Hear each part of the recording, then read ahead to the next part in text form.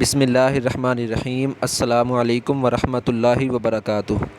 دوستو، ہم میں سے ہر کسی کی یہ خواہش ہوتی ہے کہ وہ آزمائشوں سے بچا رہے، اور ہم میں سے ہر کوئی یہ چاہتا ہے کہ اللہ تعالیٰ اس کی آزمائشوں سے حفاظت فرمائے۔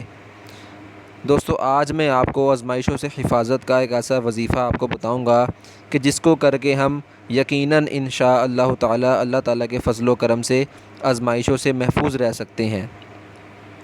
حضرت بصر بن ابی ارطا رضی اللہ عنہ فرماتے ہیں، میں نے نبی کریم صلی اللہ علیہ وآلہ وسلم کو یہ دعا مانگتے ہوئے سنا: اللہم احسن عاقبتنا فی الامور کلہا واجرنا من خزی الدنیا وعذاب الآخرہ۔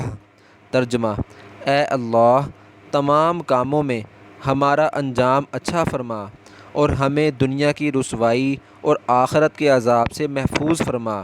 نیز رسول اللہ صلی اللہ علیہ وآلہ وسلم نے فرمایا، جو یہ دعا مانگتا رہے گا وہ آزمائش میں مبتلا ہونے سے پہلے ہی انتقال کر جائے گا۔ المعجم الکبیر للطبرانی کی یہ روایت ہے۔ دوستو، اس سے ہمیں پتہ چلا کہ اگر ہم اس دعا کا اہتمام کریں گے تو اللہ تعالیٰ اپنے فضل و کرم سے ہماری ہر قسم کی آزمائشوں سے حفاظت فرمائے گا۔ دوستو، آپ نے اس دعا کے بارے میں سب کو بتانا ہے تاکہ زیادہ سے زیادہ لوگ اس حدیث مبارکہ کے بارے میں، اس دعا کے بارے میں جان سکیں۔